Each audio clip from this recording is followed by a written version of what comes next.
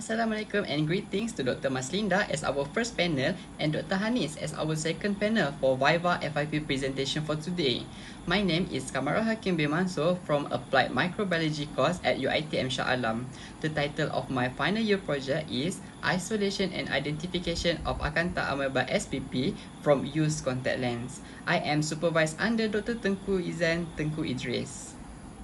Now, let's move on to the background of the study. This study aims to isolate Acanthamoeba Spp from used contact lens from UiTM Shah Alam student. This study will be conducted to get the most recent data on Acanthamoeba infection, as the previous data reported was back in 2015, leaving 5 years gap of infection trend. The research question for this study is, can Acanthamoeba Spp trophozoite and cysts from used contact lens be isolated in laboratory? Second, which staining method is the best for staining Acanthamoeba Spp for microscopy identification? Third, can Acanthamoeba Spp species be identified using species-specific amplification by screening the presumptive positive sample from used contact lens? Fourth, can DNA sequence of positive amplicon be analyzed by using phylogenetic analysis? And the objective of this study is to isolate Acanthamoeba Spp trophozoite or cysts from used contact lens using concentration method. The second one is to compare the staining result between GMSA and methylene blue on Acanthamoeba Spp under microscopic observation. Third, to identify the species of Acanthamoeba Spp using species-specific PCR amplification by screening presumptive positive sample from used contact lenses. Fourth, to analyze DNA sequence of positive amplicon using phylogenetic analysis. This study is significant as contact lens wear is one of the main risk factors for Acanthamoeba keratitis, where Acanthamoeba that contaminated the contact lens can cause infection by adhere on the cornea of the eyes. This study also can serve as an indicator baseline to spread the awareness among the contact lens wearer and non-contact lens wearer, so that early intervention can be implemented, thus reducing the risk of infection by Acanthamoeba. The theory behind this study is basically that Acanthamoeba is an ubiquitous protozoan, which means Acanthamoeba can be found anywhere. Acanthamoeba also known for its resilience to a harsh environment by forming cysts. Acanthamoeba keratitis is a type of eye infection that caused by Acanthamoeba. It's a rare but could lead to permanent blindness by causing damage to the cornea layer of the eye, which infected cornea will appear to be cloudy.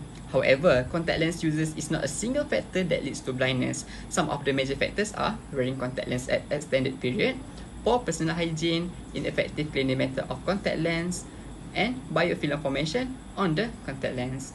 Countries such as Egypt, Portugal and UK showed a significant increase in Acanthamoeba keratitis due to contact lens users for cosmetic and therapeutic purpose. However, China and India is a little bit different, where farmers are highest population that suffer from Acanthamoeba keratitis.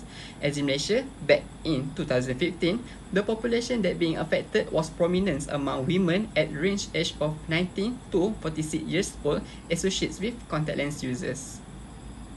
Knowledge gap that can be observed based on this study are the lack of latest data to observe the pattern of prevalent cases. Other than that, proper skill in handling contact lens also could be considered as the knowledge gap.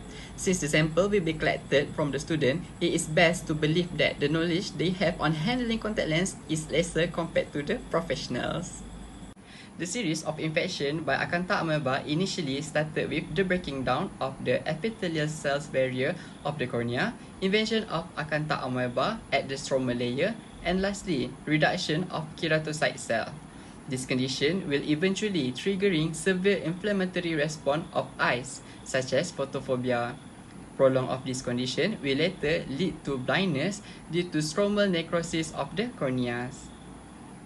For the methodology, this study will be started with 50 pair of contact lens will be collected from UiTM Shah Alam students. Next, the sample will be concentrated, where the suspension of the sample solution with 33% weight per volume zinc sulfate salt will be centrifuged at 1050 Sg for 2 minutes. Once the centrifuge is done, the supernatant will be collected and will be cultivated on neutron agar. The neutron agar will be incubated at 30 degrees Celsius for 24 hours. After 24 hours, methylene blue and GMSA stain will be used to stain the selected colony on the glass slide.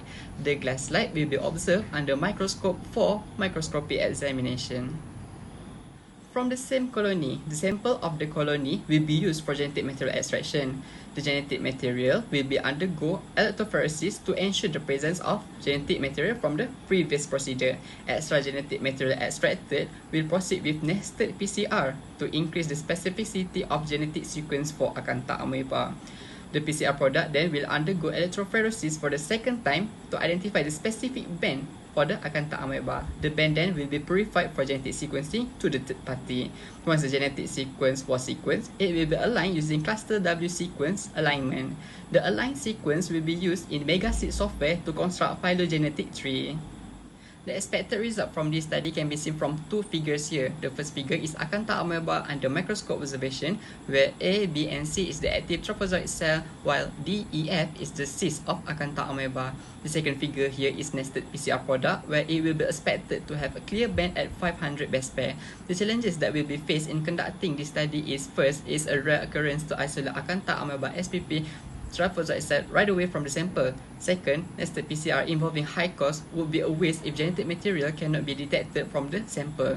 Third, visualization of Acanthamoeba with methylene blue and gemstone stain commonly stained on the cyst, not on trophozoite cell.